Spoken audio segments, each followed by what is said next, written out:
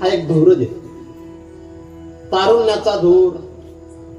बरं का आबा, या तारुण्याचा धूर, बलाचा धूर, पदाचा धूर, परिवाराचा धूर. धूर म्हणजे ज्याच्याने आपलं स्वरूप दिसत नाही त्याला म्हणावं धूर.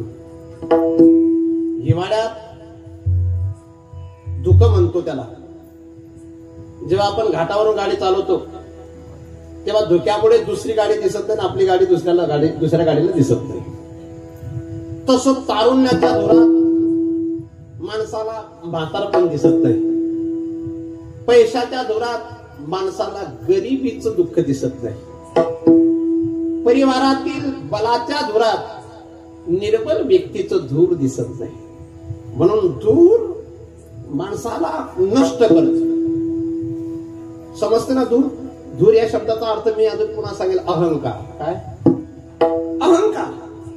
म्हणून हा चष्मा काढा. समता का भाव जगा के जग राम श्याम देखो. समता का भाव जगा के जग राम श्याम देखो. समता का भाव जगा के जग राम श्याम देखो. समता का भाव जगा के जग राम श्याम देखो.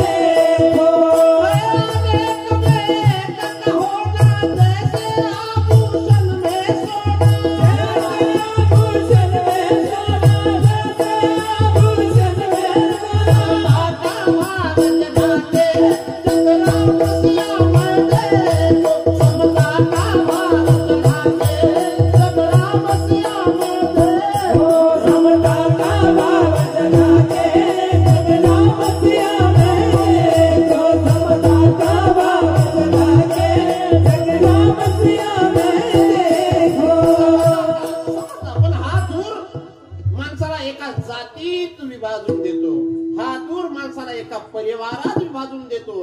हा दूर माणसाला एका परिवारात नाही, परिवारातला परिवारात विभाजून देतो. म्हणून नका डोळे धुरे करून राहू. हा माणसाला भ्रम आहे की आपल्याला आपले खूप जीव लावतील. मला ते वाक्य बोलताना काही वाटणार नाही, पण काही लोकांनी प्रामाणिक. मला एखादी व्यक्ती प्रामाणिकपणे सांगत होते, महाराज आम्ही तुमले दहेरपणे सांभाळावत नाही, मला बोलता आवड असते. पण ज्या खोटं बोलताना महाराज आम्ही तुम्ही करता मरीज असो पण करसो त्यासोर धोका.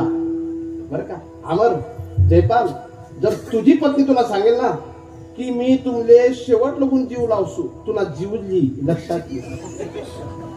पण ती बाई तुला सांग, तुझी बाई जर सांगी मना काय खरं नाही, ती बाई तुला जीव लावाशिवाय सोडाव नाही. जीव लाव, जीव लाव. आता काय तुझे झटका दिले, जीव लाव. इकडे आणा ना तिथला गोड माणूस. तुम्हाला काय मते, तुम्हाला दोन्ही पोरे तुम्ही सांभाळतील का? नाही. वा जा याला म्हणतात प्रामाणिक बा. अख्खा गावनं दूध मोजस पण दोन पोरे मोजताही नाही राहणार. या समाप्तीन किती सांगतायत याला म्हणतात.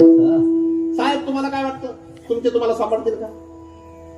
वा इतकं जर लाईटच आहे.